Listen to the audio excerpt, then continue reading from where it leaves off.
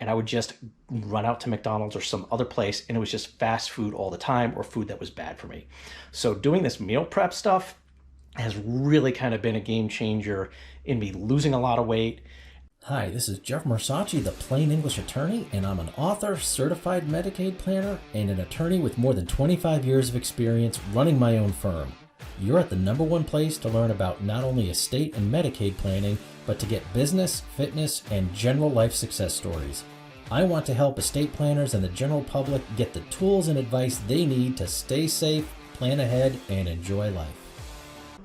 Hi, this is Jeff Marsace, the Plain English Attorney, and today I'm going to talk to you a little bit about what I do to prep my meals. Over the years, I've found that healthy diet and exercise has really been an integral part of making sure that I'm successful. And it really sounds kind of trite, but healthy body and mind means more success. It's absolutely true.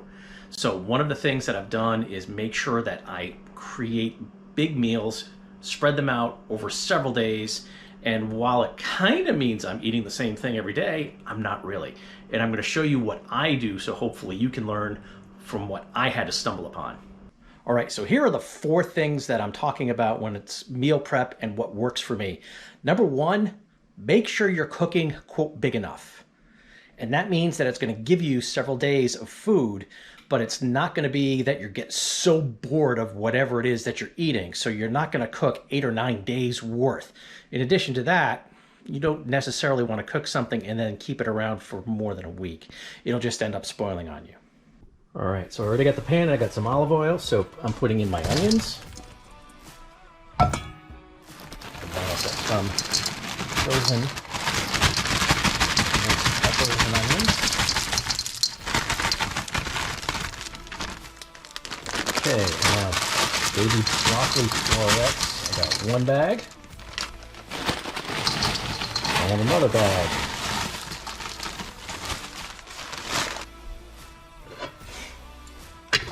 Cover and put it on a little between medium and medium high. And now in terms of meat, I've got my sausage. I got a really spicy one, and I have 2 mild sausages. And now, as you can see, we've got the sausage all crumbled and put on top, and we're just going to cover it and let it cook for a bit. All right, so you're going to keep stirring intermittently to make sure that everything has a chance to get cooked and be on the bottom, especially when you're dealing with a wok. And one tip I learned when I was working in a restaurant is you always want to make sure that sausage is thoroughly cooked, because really bad things can happen if it's not.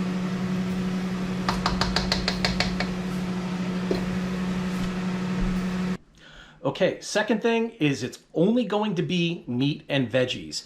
That doesn't mean that I'm not ever going to use carbs in what I'm doing. I add the carbs later.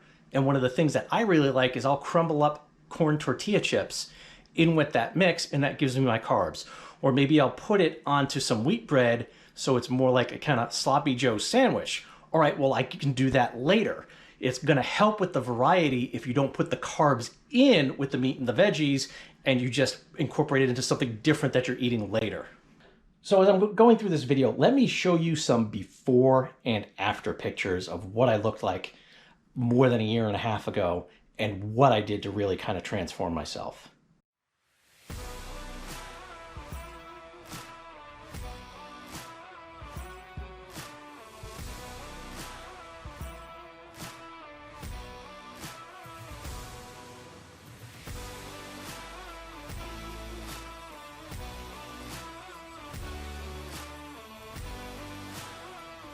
A third thing is I'm not putting any seasoning in with that.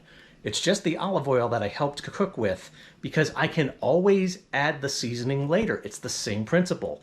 One of the things that I like in particular with this mix, where I've got the sausage and I've got the peppers, onions, and the broccoli, so it's just the veggies, I'll actually throw it on top of some lettuce to make a salad with some diced cucumbers and tomatoes, and then I'll use a chipotle ranch dressing for the salad. Now, if I had seasoned it with something maybe like a sweet teriyaki sauce, I mean, that would have been good, but it would wreck the salad. So I always add the seasoning later, and that also helps keep the variety going.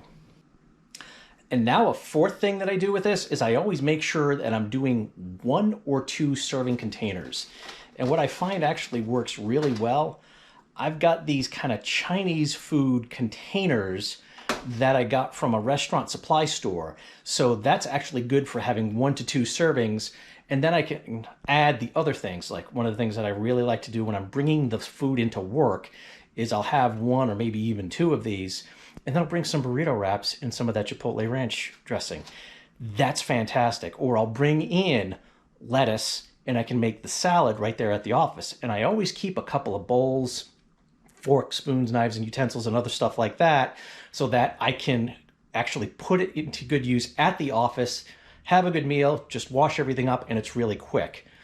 One of the biggest problems that I ended up having at the office was I didn't have any food there. I didn't have any healthy food there.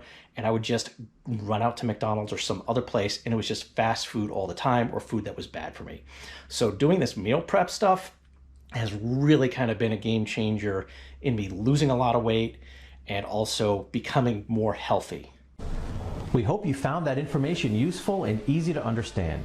To keep getting this great information, please like, subscribe, and turn on notifications.